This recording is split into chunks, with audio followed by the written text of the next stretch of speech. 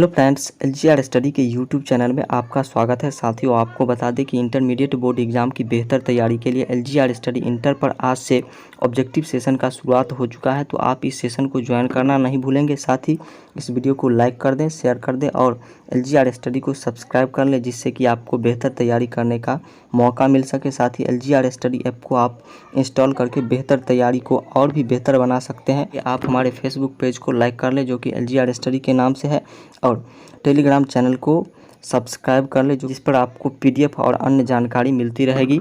और इंस्टाग्राम पर जाकर के आप हमें फॉलो कर सकते हैं। और यदि आप और अधिक हेल्प चाहते हैं तो हमारा वेबसाइट www.lgrstudies को विजिट करके आप हेल्प प्राप्त कर सकते हैं। अब आइए बात करते हैं आज के टॉपिक का। तो आज का जो टॉपिक है वो है प्रारंभिक नगरों की कहानी, हड़प्पा सभ्यता का पुरातत्व। वही हेडिंग की बात करें तो पुरातत्व एवं प्राचीन भारत, इसी के बारे में आज हम पढ़ने वाले हैं। अब आइए हम आपको एलजीआर स्टडी ऐप की जानकारी दे दें कि इनमें आपको कौन कौन सी बेहतर सुविधाएं मिल रही है, जो कि आपको और भी बेहतर बनाएगा। तो सबसे पहला, इस ऐप पर आपको सभी विषय का वीवीआई ऑब्जेक्टिव क्वेश्चन का पीडीएफ, वीवीआई सब्जेक्टिव क्वेश्चन का PDF, quick revision notes, model paper का पीडीएफ, क्लास नोट्स और ऑनलाइन टेस्ट, ये सारी सुविधाएं आपको बिल्कुल फ्री में मिल रही है। इसलिए आप इस ऐप को इंस्टॉल करना नहीं भूलेंगे। इसका लिंक हम डिस्क्रिप्शन में दे दिए हैं और प्ले स्टोर से जाकर भी इस ऐप को आप इंस्टॉल कर सकते हैं। आइए बात करते हैं अब क्वेश्चन की। तो सबसे फर्स्ट क्वेश्चन जो है, लोथल किस नदी के किनारे स्थित है? तो आपको बता दें, लोथल जो है वो भोगवा नदी के किनारे स्थित है। और दो प्रमुख स्थल जो है इस सभ्यता के, वो एक है सिंधु नदी के किनारे जो है मोहनजोदड़ो, और दूसरा रावी नदी के किनारे जो कि हड़प्पा सबसे प्रमुख स्थल है। दूसरे क्वेश्चन की बात करें, सिंधु घाटी के निवासियों को किस धातु का ज्ञान नहीं था? तो आपको बता दें, चांदी का ज्ञान जो है सिंधु घाटी के निवासियों को बिल्कुल नहीं था। इसलिए इसका करेक्ट आंसर जो हो जाएगा वो हो जाएगा बी, चांदी। नेक्स्ट की बात करें, हड़प्पा सभ्यता किस युग की सभ्यता है? तो आपको बता दें, हड़प्पा सभ्यता जो है वो कांस्य युग की सभ्यता है। किस युग की सभ्यता है? कांस्य युग की सभ्यता है। इसलिए सी इसका बिल्कुल परफेक्ट आंसर हो जाएगा, कांस्य युग। चौथे क्वेश्चन की बात करें तो चौथा क्वेश्चन जो है, हड़प्पा संस्कृति आधारित थी, यानी कि हड़प्पा संस्कृति जो थी वो किस पर आधारित थी? तो आपको बता दें कि हड़प्पा संस्कृति कृषि पर भी आधारित थी, लेकिन बहुत कम, क्योंकि कुछ जगह से आपको अन्न के साक्ष्य मिले हैं, साथ ही जुते हुए खेत के साक्ष्य भी मिले हैं। कहाँ से? कालीबंगा से जुते हुए खेत के साक्ष्य मिले हैं। थोड़ा बहुत पशुपालन भी करते थे, लेकिन मुख्य रूप से इसका जो संस्कृति था वो व्यापार पर आधारित था। इसलिए ये इसका बिल्कुल परफेक्ट आंसर हो जाएगा, व्यापार पर। पांचवें क्वेश्चन की बात करें, हड़प्पा सभ्यता के लोग उपासना करते थे। हड़प्पा सभ्यता के लोग किस देवी देवता की उपासना करते थे? तो आपको बता दें कि मातृ देवी की उपासना हड़प्पा सभ्यता के लोग करते थे। तो सी इसका बिल्कुल परफेक्ट आंसर हो जाएगा। छठे नंबर क्वेश्चन की ओर चलते हैं, और छठा नंबर क्वेश्चन जो है, हड़प्पा सभ्यता का स्वरूप क्या है? हड़प्पा सभ्यता का स्वरूप, यानी ये शहरी सभ्यता है या फिर ग्रामीण सभ्यता है, कबीलाई सभ्यता है या फिर भोजन संग्राहक सभ्यता है? तो आपको बता दें कि हड़प्पा सभ्यता जो है वो शहरी सभ्यता थी। कौन सी सभ्यता थी? शहरी सभ्यता थी हड़प्पा सभ्यता, न कि ग्रामीण सभ्यता थी, न घुमक्कड़ यानी कि भोजन संग्राहक सभ्यता थी, न फिर कबीला। हड़प्पा सभ्यता शहरी सभ्यता थी, इसलिए इसका बी बिल्कुल परफेक्ट आंसर हो जाएगा। नेक्स्ट की बात करें, सातवां नंबर क्वेश्चन, हड़प्पा सभ्यता का सबसे बड़ा नगर कौन है? आपको बताते हैं, हड़प्पा सभ्यता का सबसे बड़ा नगर मोहनजोदड़ो है, और सबसे पहले खोजा गया स्थल जो है वो हड़प्पा है। तो क्या हो जाएगा? बी इसका बिल्कुल परफेक्ट आंसर हो जाएगा। हड़प्पा सभ्यता का सबसे बड़ा नगर मोहनजोदड़ो है। आठवें नंबर क्वेश्चन की बात करें, हड़प्पा सभ्यता की सर्वप्रथम खोज की थी।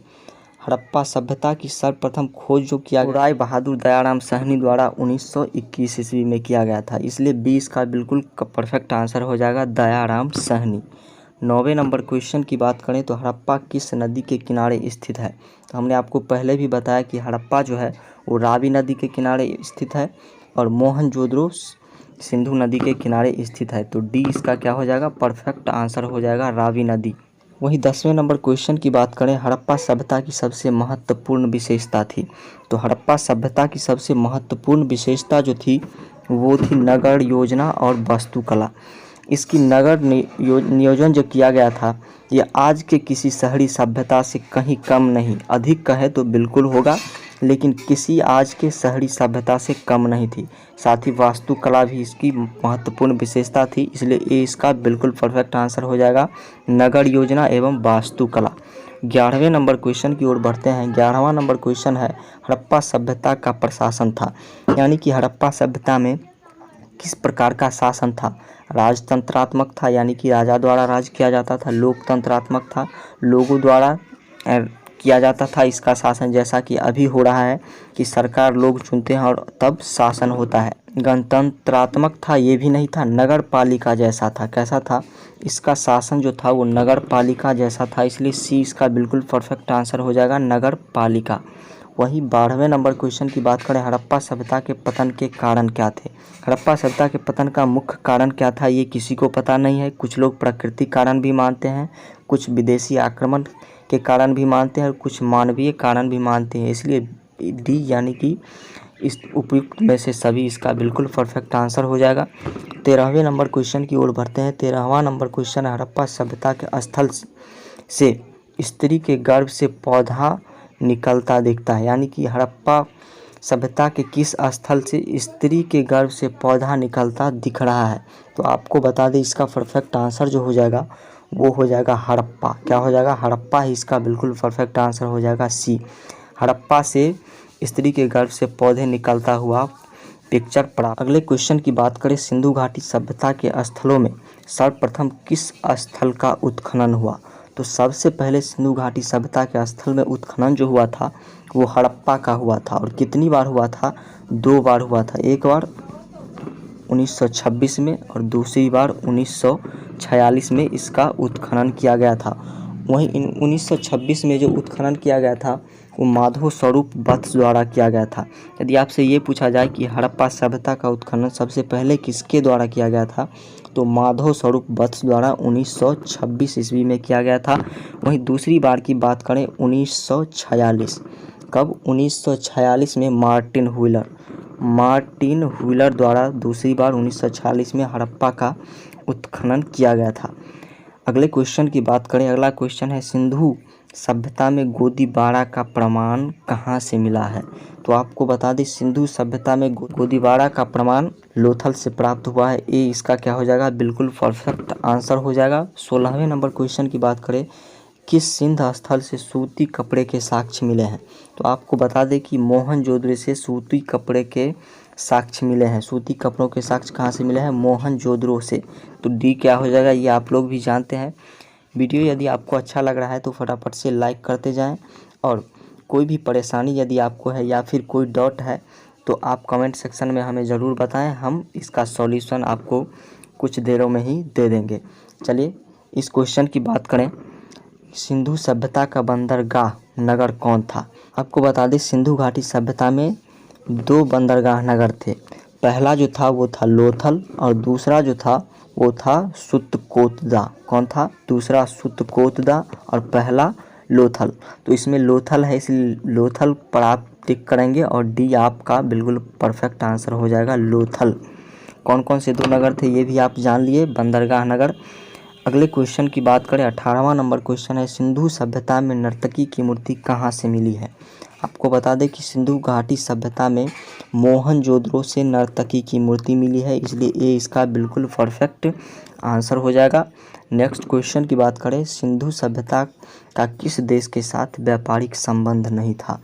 आपको बता दें कि चीन के साथ सिंधु घाटी सभ्यता के व्यापारिक संबंध जो थे वो नहीं थे, इसलिए डी यानी कि चीन इसका बिल्कुल परफेक्ट आंसर हो जाएगा। अगले क्वेश्चन की बात करें, सिंधु वासियों के प्रमुख देवता कौन थे। तो सिंधु वासी के प्रमुख देवता जो थे वो पशुपति महादेव थे। कई मोहरों पर भी पशुपति की मूर्ति मिले है, साथ ही इनका जो बैल होता है उनका भी पिक्चर बहुत सारे सिंधु घाटी सभ्यता के अन्य सारी साक्ष्यों से ये साबित होता है कि पशुपति महादेव यानी कि शंकर जी जो थे वो सिंधु वासियों के प्रमुख देवता थे। अब आगे आइए बात करते हैं ऐप के बारे में। तो LGR स्टडी ऐप के बारे में हम आपको एक बार पुनः बता देते हैं। इस ऐप में आपको सभी विषय का VVI ऑब्जेक्टिव क्वेश्चन का PDF, VVI सब्जेक्टिव क्वेश्चन का PDF, quick revision notes, model paper का PDF, class notes, online test, ये सारी सुविधाएं आपको बिल्कुल फ्री में मिल रही है, जो कि आपके तैयारी को और भी बेहतर बनाता है। तो आज के लिए इतना ही।